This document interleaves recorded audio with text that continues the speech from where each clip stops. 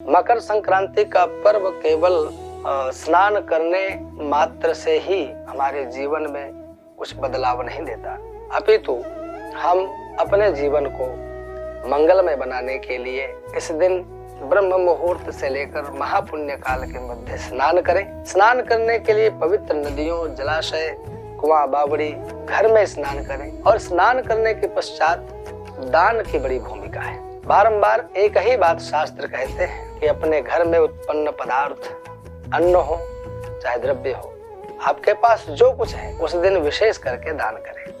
वर्ष पर्यंत अपने जीवन को मंगलमय बनाने का यह पर्व है। अथवा ये कह सकते हैं कि 6 महीना सूर्य उत्तर दक्षिणायन थे, वह देवताओं की रात्रिकाल थी, लेकिन यह 6 महीने सूर्य के उत्तरायण रहने का समय आ रहा है। इस उत्तरायण काल में सूर्य भगवान की यह प्रथम प्रविष्टि है। सूर्य भगवान आज मकर राशि में प्रवेश होकर 6 महीना लगभग सूर्य भगवान उत्तरायण में रहेंगे और इस काल में किया गया, चाहे वह जप, तप, पूजा पाठ, अनुष्ठान हो और चाहे मांगलिक कृत्य हो, वह सब के सब शुभ फल प्रदान करते हैं। हम सबको अपने जीवन में इस बात का विशेष ध्यान रखना चाहिए कि स्नान तो करें, लेकिन इस दिन हम ब्राह्मणों को, संतों को, महापुरुषों को, गौ माताओं को, गरीबों को, अतिथियों को, रेलवे स्टेशन में बैठे हुए, चाहे कोई सज्जन हो, बस स्टैंड में घूमते हुए, फुटपाथ पर सोते हुए, ऐसे निरीह जीवों का खूब सहयोग करें, खूब दान करें।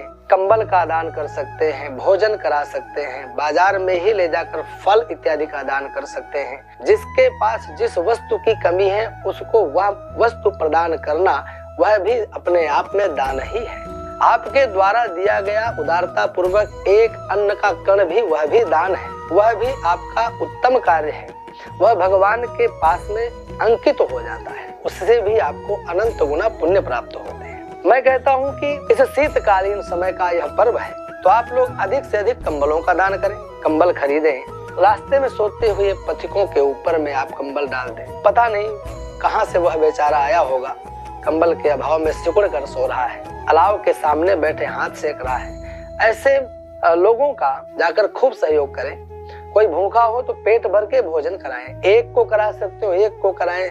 भगवान ने सामर्थ्य दी है तो 1000 को कराएं। जितने लोगों का अन्नदान उस दिन कर सकते हैं, खूब डट कर करें। नहीं हो सकता है तो शास्त्रों ने आज्ञा दी है कि खिचड़ी तो आप दान कर ही सकते हैं ना। मूंग के छिलके वाली दाल और चावल, ये दोनों लाएं और बेहतर तरीके से उसको गर्म करके पकाएं, ले जा करके किसी को भी खिलाएं।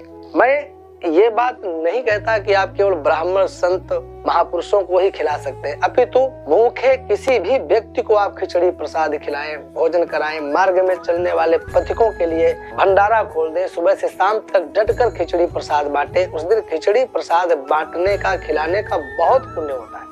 और उसी के साथ साथ यदि भगवान ने सामर्थ्य दी है तो आप खूब धन का भी दान करें, कंबल का भी दान करें, घृत का दान करें, ताम्र पात्र का दान करें। ताम्र पात्र का बहुत बड़ा महत्व है। कारण यह कि सूर्य भगवान का यह धातु है, तांबा सूर्य भगवान की धातु है। इस दिन तांबा दान करने से सूर्य भगवान बहुत प्रसन्न होते। किसी के घर में एक तांबे का लोटा जाकर देंगे और वो जब जब उससे जल पिएगा तब तब आपके हृदय में शीतलता का अनुभव होगा।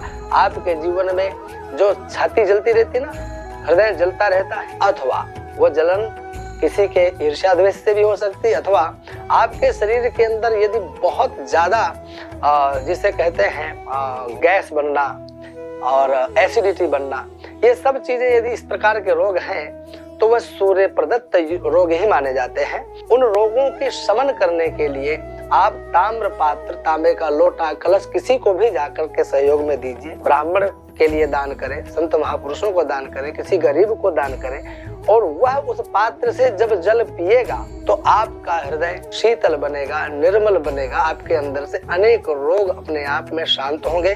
तो आप सब लोगों से मेरा केवल एक ही निवेदन है कि आने वाली इस मकर संक्रांति पर्व को व्यर्थ न जाने दें। 15 जनवरी सोमवार 2024 प्रातः 7:15 से लेकर लगभग 9 बजे तक लगातार महापुण्य काल है। 7:15 से 8:18 तक रवि योग है। इस काल में आप कभी भी स्नान करें। वैसे 15 जनवरी का ब्रह्म मुहूर्त वेला 5:27 से 6:21 तक रहेगी।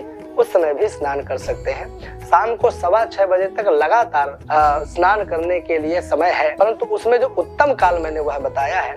आप लोगों को जो उत्तम लगे, जिस समय आप कर सकते हो स्नान करें और खूब दान करें।